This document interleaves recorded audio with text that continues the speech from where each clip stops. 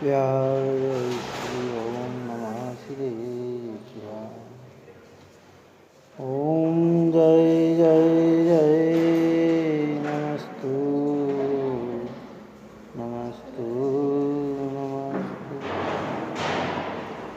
मंगलम भगवान वीरो मंगलम गौतमो गणी मंगलम कुंदाद्यो देवनमस्तु मंगलम सर्वमंगलमांगल्यं सर्वकल्याणकारकं प्रधानं सर्वधर्माणां दीनं जयतु शासनं दीनं जयतु शासनं दीनं जयतु शासनं। नमस्मै साराय स्वानुभूतिया चकास्ते चित्तभावाय भावाय सर्वभावान्तरस्ते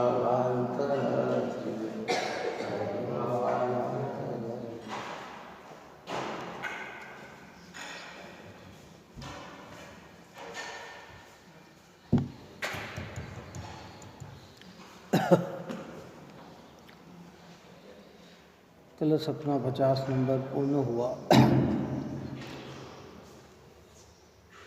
कल गाथा पाठ पुण्य 80, 81 और 82 का किया था। गाथार्थ देखिए।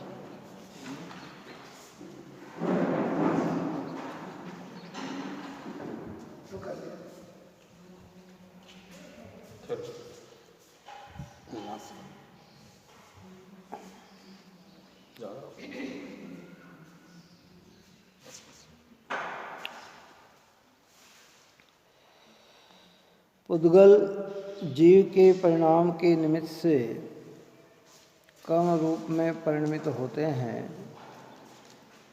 तथा जीव भी पुद्गल कर्म के निमित्त से परिणमन करता है।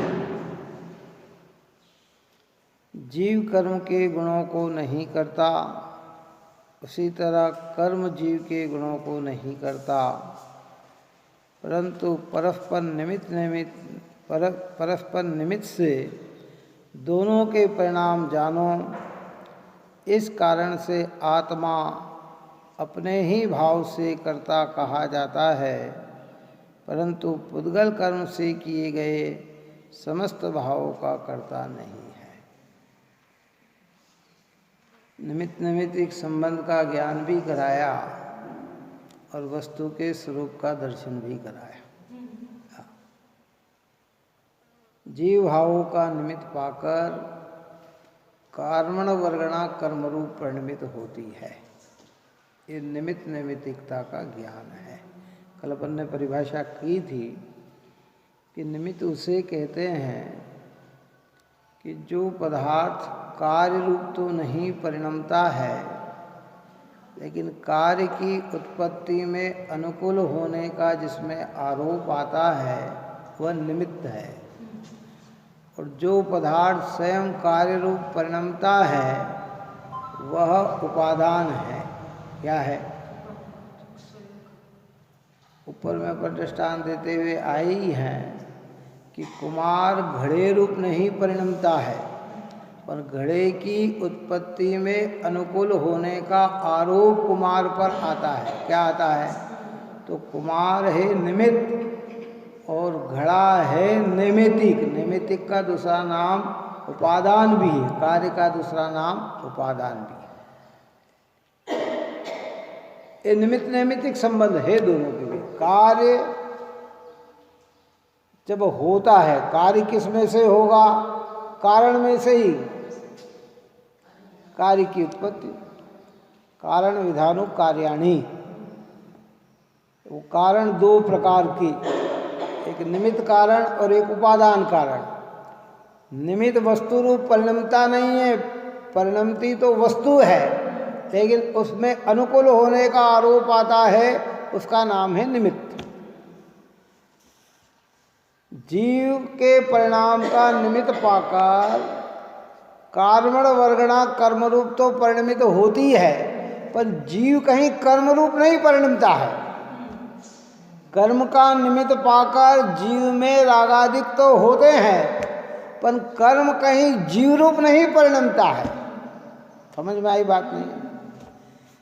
जहाँ कहे कि कर्म के कारण रागादिक हुए, वह निमित्त नैमित्तिकता का ज्ञान है, पर कर्म गुण कहीं आत्मा के गुण को करे ऐसा नहीं। और आत्मा राग देश मोह के कारण कर्म का बंध हुआ, राग देश मोह के कारण कर्मण वर्गणा कर्म रूप परिणमित हुई, तो कहीं जीव कर्म रूप परिणमन गया हो ऐसा नहीं। ऐसे सब में घटित करो। इसलिए अपन हमेशा कहते हैं कि निमित्त का करना ज्ञान और उपादान का करना श्रद्धान, क्या विश्वास। कार्य किसमें होगा? जो परिणमेगा उसमें कार्य होगा। बात ही समझ में नहीं आई? कार्य की उत्पादक सामग्री का नाम है कारण। एक निमित्त कारण, निमित्त को संयोग भी कहते हैं। क्या कहते हैं? निमित्त कारण को क्या कहते हैं? संयोग। और एक हो उपादान, जिस रूप वस्तु परिणमती है। तो राग देश मोह में कौन परिणमा? अभी ऊपर की गाथा को गुण करना। कौन सा? जिसमें राग देश मोह रूप परिणमन पुद्गल को कहा। किसको कहा? राग देश रूप कौन परिणमा? के पुद्गल है। वो दृष्टि का विषय है। काय का विषय है? दृष्टि का है ना। जिसके उदय में जो भाव होते हैं वो उसी के कहलाते हैं। लेकिन ये जो राग परिणाम हुए, ये जीव की परिणति में हुए कि पुद्गल की परिणति में हुए? जीव की परिणति में हुए ना। अभी नई की बात नहीं लेना, अभी पूरी व्यवस्था प्रमाण से लेना। क्या? किसके अंदर राग देश हुए? ये भाव किसके अंदर आए? जीव में आए। तो जीव इन भाव रूप परिणमा, तो उस समय कर्म का उदय निमित्त। क्या निमित्त है? कर्म का उदय निमित्त। वहाँ दृष्टि की अपेक्षा कर्म को ही मुख्य करके कहा कि ये भाव एक त्रिकाली ध्रुव तत्व ज्ञायक भाव में, बाकी सब पर। क्या समझे? ऊपर तो ये कह रहे थे, अब यहाँ कह रहे हैं कि वो कार्य किसकी कौन से द्रव्य की पर्याय में हुआ? राग देश का परिणाम कौन से द्रव्य की पर्याय में हुआ? कि वो जीव द्रव्य की पर्याय में हुआ। किसकी पर्याय में हुआ? जीव द्रव्य की पर्याय में हुआ। तो जीव उसका कर्ता और वह कार्य जीव का कर्म। हमारी बात समझ में नहीं आई? कर्म उसका कर्ता नहीं है, क्योंकि कर्म पुद्गल रूप परिणमित हो सकता है, जीव रूप परिणमित नहीं हो सकता। कर्म जीव को भाव उत्पन्न करा दे। हाँ, ये कर्म की ताकत नहीं है। जीव कर्म के कार्य को नहीं करता, क्योंकि कर्म वर्गना में तो पुद्गल परिणमता है, जीव नहीं। घड़े में तो कौन परिणमा? मिट्टी ही परिणमी है। कुमार परिणम। देखो, कार्य एक होते हैं, कारण अनेक होते हैं। कोई सा भी एक कार्य हो ना, उसमें एक ही कारण नहीं होते। एक कारण की मुख्यता से कथन तो होता है, पर एक ही कारण नहीं होते, बहुत कारण होते हैं। अभी घड़े का कार्य हुआ ना, निमित्त रूप से अपन चर्चा कर रहे हैं। उपादान पने से तो एक ही कारण होता है, मिट्टी। कौन से होते हैं? लेकिन निमित्त रूप से कुमार भी हो और मिट्टी भी हो, और अगर चक्र न हो, डंडा न हो, डोरा रस्सी न हो, तो क्या घड़ा बन सकता है? रोटी में तो आटा ही परिणमित होता है। तो हम कहते हैं कि भाई निमित्त कारण बाय। खाली बाय ही निमित्त नहीं है, निमित्त में कितनी चीज है। पहले चूल्हा चलता था, चूल्हा, सिगड़ी, गैस, तवा, परात, चकला, बेलन, ये सब कारण हैं, कितने कारण हैं, लेकिन कथन एक की मुख्यता से किया जाता। किसकी मुख्यता से? बनाने वाले की मुख्यता से, कुमार की मुख्यता से कथन किया जाता। और अब उपादान में अनेकपना नहीं होता। उपादान कैसा होता? एक।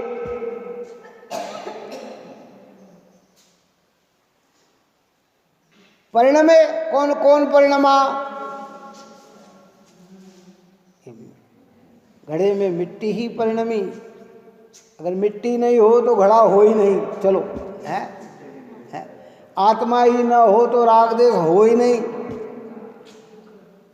क्या? अरे बात समझ में नहीं है। जब ज्ञान और राग की भेदता करना है तब राग को अन्य द्रव्य कहा और ज्ञान को सद्रव्य कहा। किसको? ऊपर में जो अपना चर्चा चली ना, काय की चर्चा चली, ज्ञान और राग में भेद करना है तो राग अन्य तत्व है और जीव अन्य तत्व है। लेकिन जब प्रमाण ज्ञान की चर्चा करते हैं तो राग किसका है? कि वो जीव का ही है। सामूहिक परिवार हो ना, 5 भाई हो, 6 भाई हो, 4 भाई हो, 3 भाई, उनके बेटे बेटी हो, उनके सब हो, सारी चर्चा हो, सब हो, है।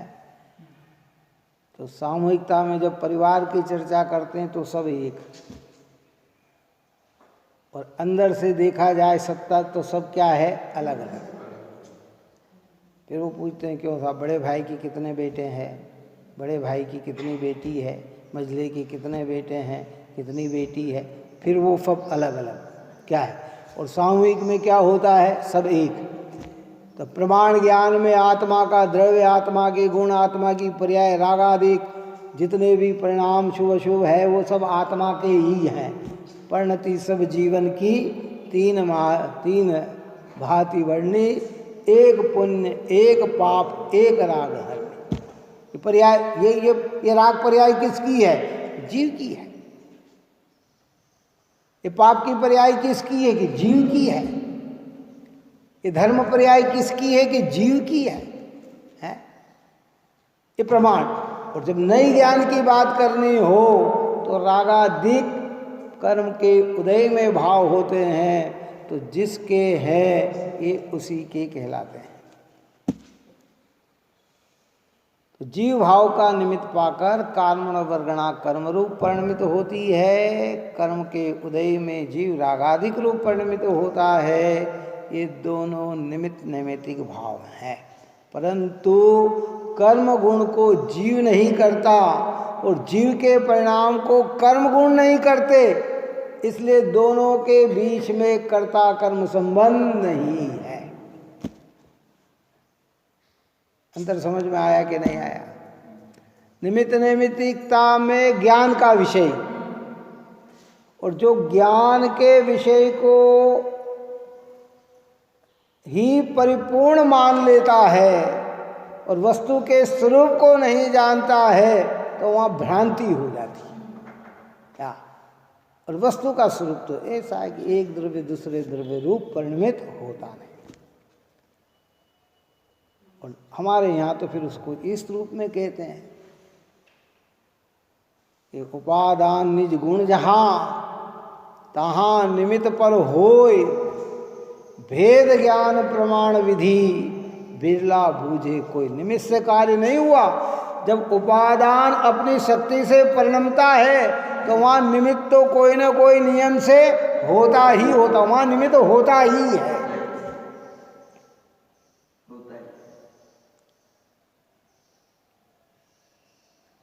निमित्त प्रधान शैली में निमित्त को मुख्य किया जाता है। अरे जिनेंद्र भगवान के सामने आ गए, अब तो हमें सम्यक दर्शन हो जाएगा, है।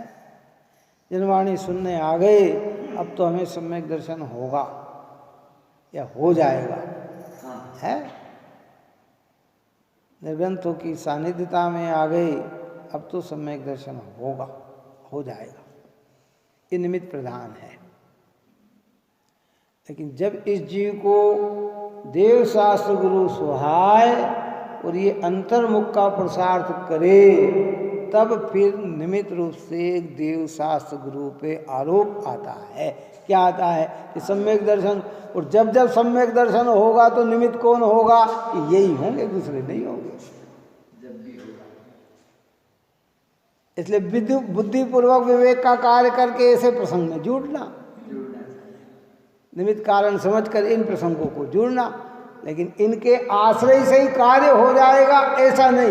ये जो कह रहे हैं, जिन्हें बता रहे हैं, उनका आश्रय लेगा तो कार्य की सिद्धि हो जाएगी।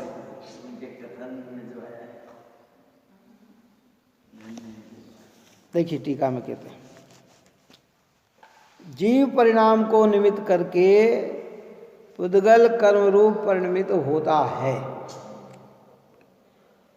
और पुद्गल कर्म को निमित्त करके जीव भी परिणमित होता है।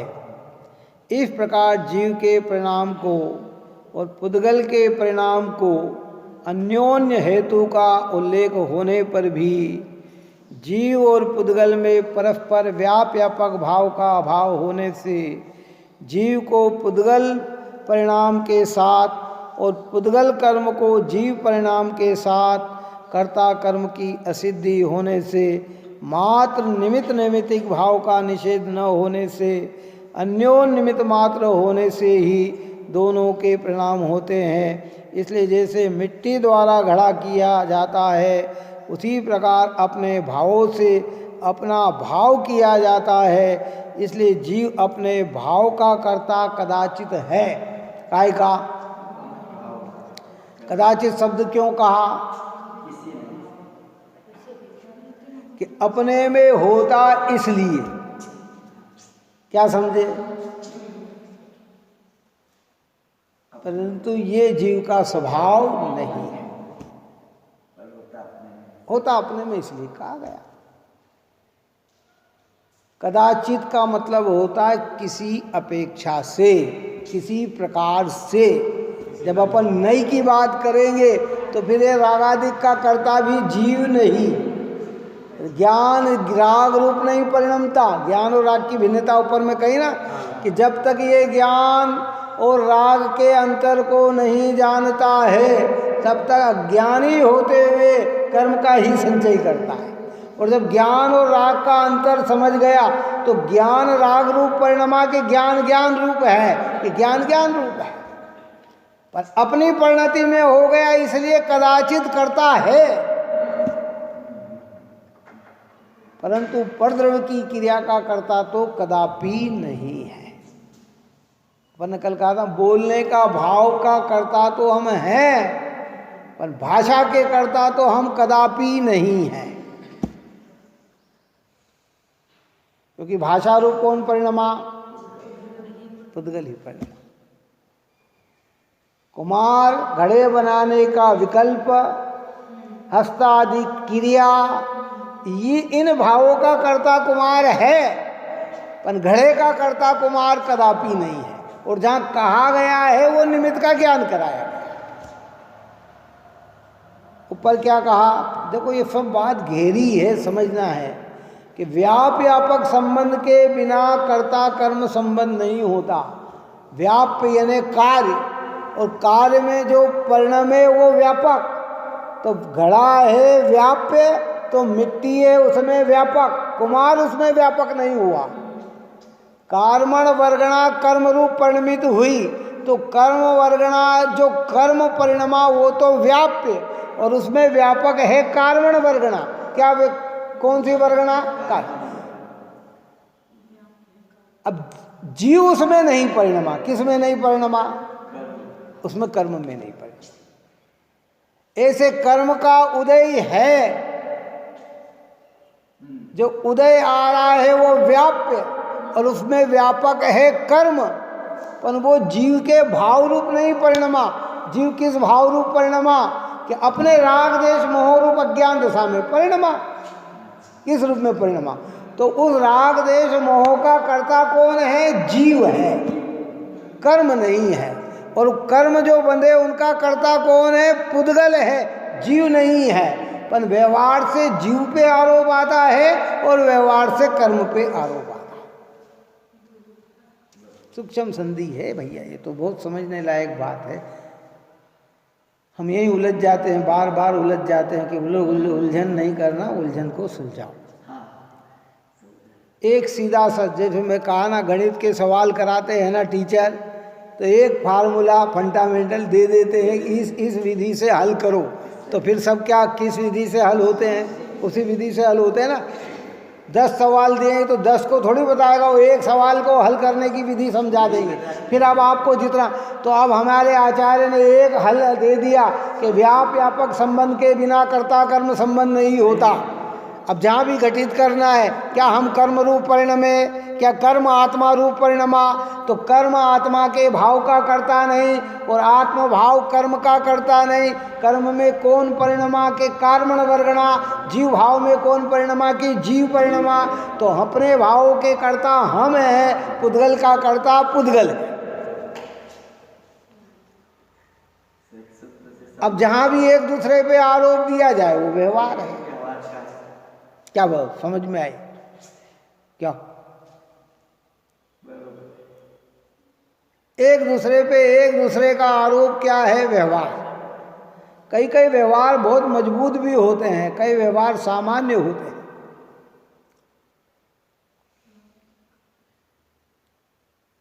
दो पड़ोसी हैं और दोनों के पड़ोसी के कुल अलग हैं। कितने हैं? अलग अलग कुल के हैं। एक पड़ोसी के यहाँ मृत्यु हो जाए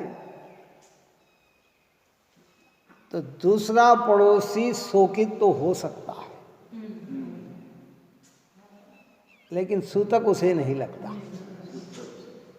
क्या हो सकता है? शोकित हो सकता है कि नहीं? वो दुखी, वो भी रो सकता है। क्या करें लोग, अरे साहब देखो, लेकिन क्या हो सकता है? नहीं हो सकता। एक पड़ोसी के यहाँ पुत्र उत्पन्न हो तो आनंदित तो वो भी हो सकता है, लेकिन उसे सुआ नहीं लग सकता। क्यों लग सकता है? क्या ऐसे कई गाढ़े होते हैं कि जो ऐसे आरोप आ तो सकते हैं पर वो उस रूप परिणमित नहीं होते हैं। बात समझ में आई कि नहीं आई? क्या हो जाते हैं?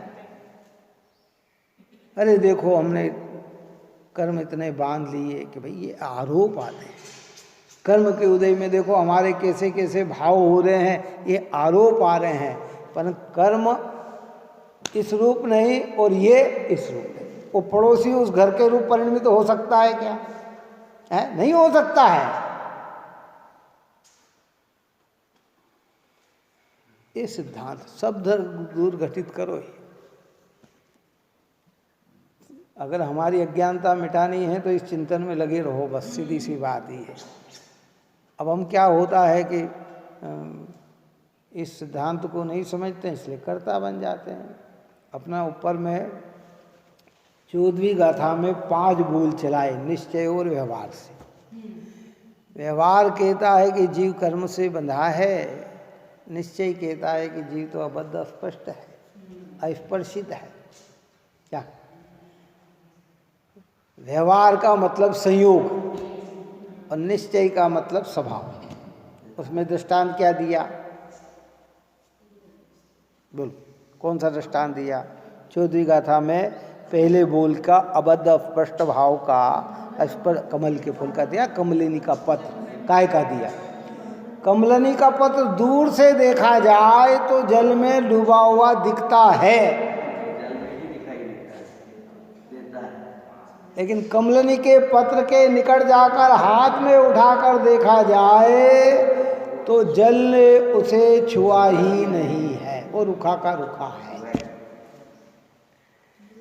जब व्यवहार दृष्टि से देखा जाए तो जीव कहते जीव कर्म से बंधा है, और एक जीव के स्वभाव के समीप जाकर देखा जाए तो जीव ने कर्म को छुआ ही नहीं है। ऐसे जब व्यवहार से कहा जाए तो एक द्रव्य दूसरे द्रव्य का कर्ता कहा जाता है। गुरु से ज्ञान मिला क्या साहब आप? अरे भाई ये तो सब गुरुदेव की कृपा है, आचार्य कुंद कुंद भगवंत की कृपा है, तीर्थंकरों का प्रभाव है। क्या? इसी समय सार ग्रंथ में कहते हैं शब्द ज्ञान नहीं होता, शब्द कुछ जाने नहीं, इसीलिए शब्द अन्य है और ज्ञान अन्य है। शास्त्र ज्ञान से ज्ञान नहीं होता, क्योंकि शास्त्र कुछ जाने नहीं, इसलिए शास्त्र अन्य है और ज्ञान अन्य है। वो वस्तु स्वरूप का ज्ञान कराया जा रहा है और व्यवहार क्या बोलाया जा रहा है। कल अपन ने चले ना अभिक्षण ज्ञानोपयोग, बार बार जनवाणी की महिमा अर्घ उतारण करना, क्या है? परिणमा कौन?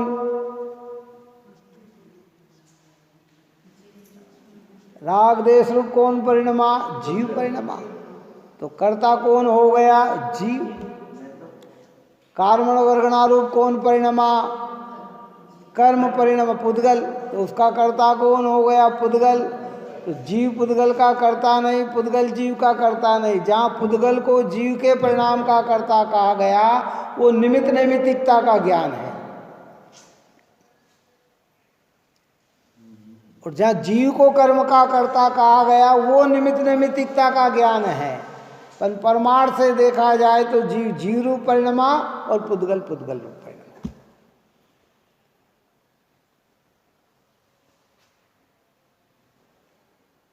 आई बात समझ में नहीं आई? फिर एक और दृष्टांत दिया था उसी के अंदर, अस्पर्शित अबंधन के अंदर क्या है? हाँ, ऊँट के गले में कहो या गाय को कहो, वह गाय को सांकल से बांध देना, गाय को रस्सी से बांध देना, रस्सी रस्सी से बंधी के गाय रस्सी से बंधी, चलो बंधन के रूप में गांठ किस में लगी? गाय के उसमें थोड़ी लगी है, लेकिन दोनों का निमित्त नैमित्तिक संबंध है। रस्सी रस्सी से बनती है, फिर भी गाय कैसी हो गई? अपने स्वभाव से स्वतंत्र है, फिर भी वह खूंटे से बंधी हुई होने से, लस्सी से बंधी हुई होने से वह पूरी तरह स्वतंत्र विचरण कर सकती नहीं। ये निमित्त नैमित्तिकता का ज्ञान है।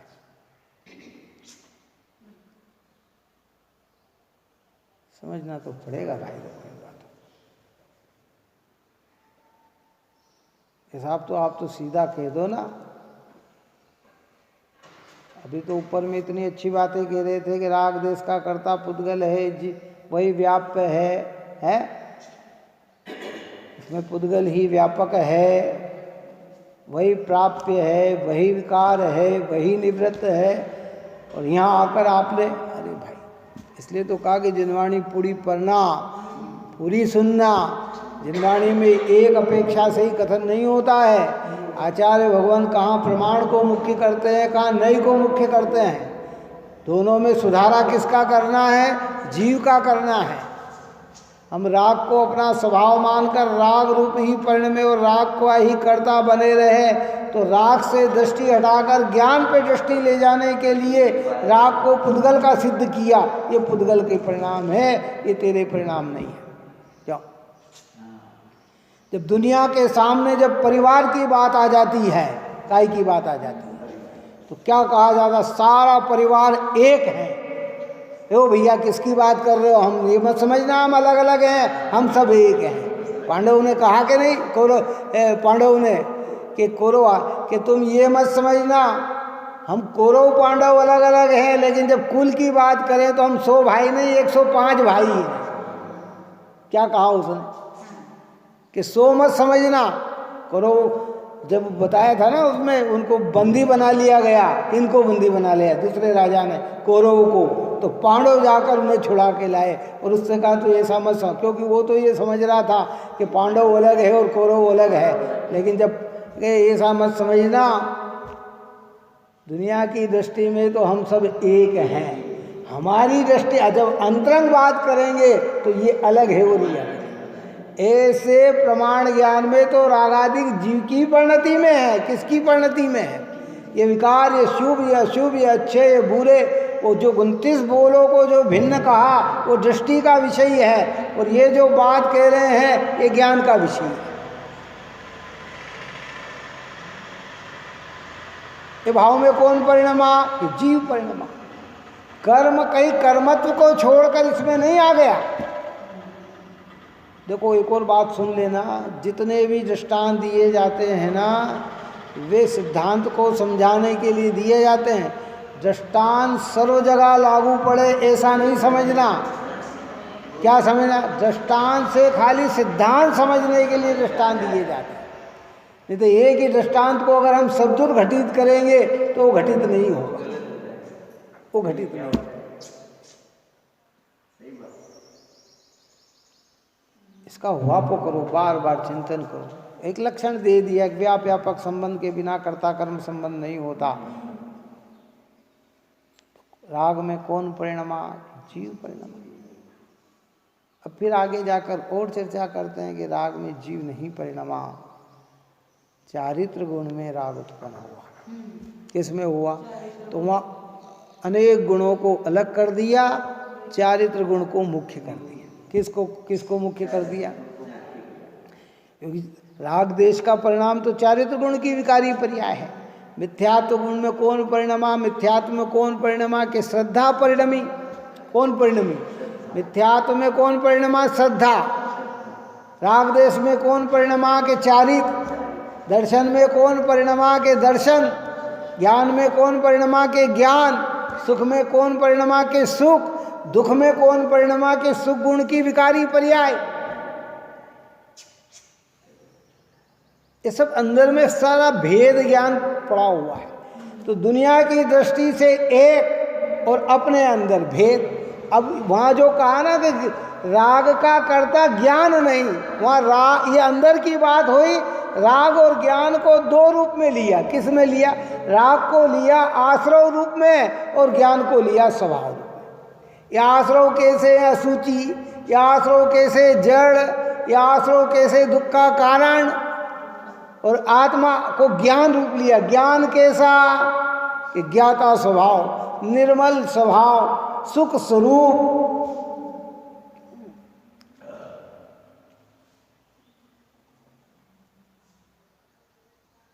अब हमने सुना, हमने सर्वथा का कह दिया कि हम तो क्यों भी क्रोध कि मैं कहाँ करता, पुद्गल करता। क्यों? सब आप ही ने तो ऊपर में कहा, प्राप्य विकार निर्वृत्ति, व्याप्य लक्षण वाले होने से पुद्गली। भैया वहाँ निमित्त की चर्चा की, इसलिए निमित्त नैमित्तिक संबंध को समझना भी जरूरी। और समझकर उसमें जैसे है ना, पूरे परिवार को समझना भी जरूरी। और फिर वास्तविकता में कौन किसका अधिकारी है उसको समझना भी जरूरी। पहले तो एक दृष्टि। अब हम सामाजिक दृष्टि, अंतिम बात कह के पूर्ण कर, सामाजिक दृष्टि से कहें तो सारा जैन समाज के साथ एक। बोलो कैसा? जब समाज की प्रक्रिया का ज्ञान कराना हो तो बोलो कौन सा भेद डालेंगे? और फिर अगर देश लेवल पे बात करनी हो, विश्व लेवल पे बात करनी हो, तो वहाँ श्वेतांबर दिगंबर का भी भेद नहीं। कितना? वहाँ जितने भी अनंत नौकार पंच नमस्कार मंत्र को मानने वाले जितने भी हैं वो सब एक, और इनको न मानने वाले सब भिन्न। अब जब फिर ये बात हो गई, अब फिर इसमें से क्या चलेगा? बोल फिर क्या चलेगा? चलता है कि नहीं चलता है? ये भेद चलता है। यही व्यवस्था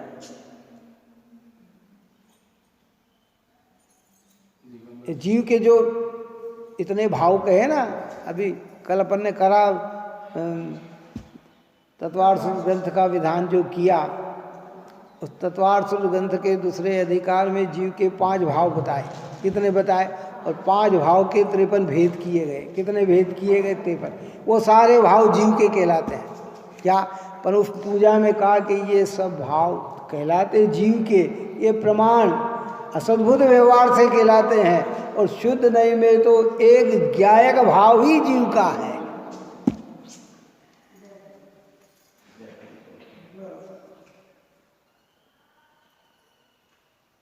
ये सब जैन कहलाते हैं, लेकिन यथेष्ट जैन तो कौन कहलाता है कि जो वितराग सर्वज्ञ की स्वरूप को समझकर शुद्धात्मा को जानते हैं वही यथेष्ट जैन कहलाते।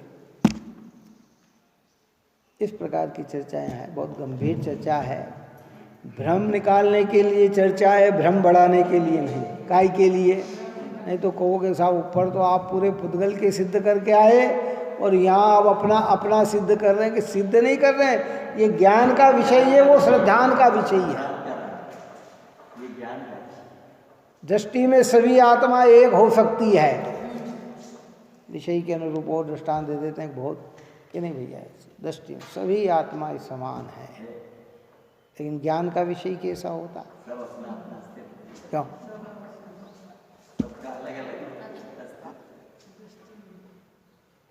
ज्ञान का विषय तो अपना होगा ना। क्या होगा? दृष्टि में तो सभी। ज्ञान का विषय क्या? पुत्र को अपना पुत्र ही कहेंगे, पराये पुत्र को अपना पुत्र नहीं कहेंगे। पराये पुत्र में भी वही आत्मा है, अपने पुत्र में भी वही आत्मा है। दृष्टि में दोनों आत्मा समान, साधर्मी सब एक जैसे हो सकते हैं, लेकिन ज्ञान का विषय सबका अलग अलग हो सकता है। तो एक ज्ञान में पूरी वस्तु आती है, दृष्टि में एक वस्तु आती है। इसलिए जब दृष्टि की बात करें तो वर्णाधिक से लेकर रागाधिक पर्यंत सारे भाव अपने से भिन्न कहे जाते हैं। क्या है? और जब ज्ञान का विषय कहा जाता है तो उस ज्ञान में उपचरित असद्भुत व्यवहार, अनुपचरित असद्भुत व्यवहार, उपचरित सद्भुत व्यवहार, अनुपचरित सद्भुत व्यवहार, उनके जो जो विषय बनते हैं वो सब विषय को उसको कहा जाता है। राग को भी अपना कहा जाता है, भाव को भी अपना कहा जाता है, शरीर को भी अपना कहा जाता है। तो वो किस व्यवहार से का बस उसे जानो और उसी का श्रद्धान कर लेता है तो फिर दृष्टि में दोष पैदा हो जाता है। इस प्रकार की चर्चा कही है। आप और हम सभी जीव निरंतर भेद ज्ञान को प्राप्त होकर ऐसे पवित्र देव शास्त्र गुरु की आराधना में लगे रहें, यही मंगल भावना है। सहजानंदी शुद्ध स्वरूपी अविनाशी मुक्त आत्मस्वरूप, सहजानंदी शुद्ध स्वरूपी अविनाशी मुक्त आत्मस्वरूप, सहजानंदी शुद्ध स्वरूपी अविनाशी मुक्त आत्मस्वरूप, निज में बताए यह भगत प्रकार है, उसके लिए निगवाणी मांगो वंदना सतबार ने, वंदना सतबार।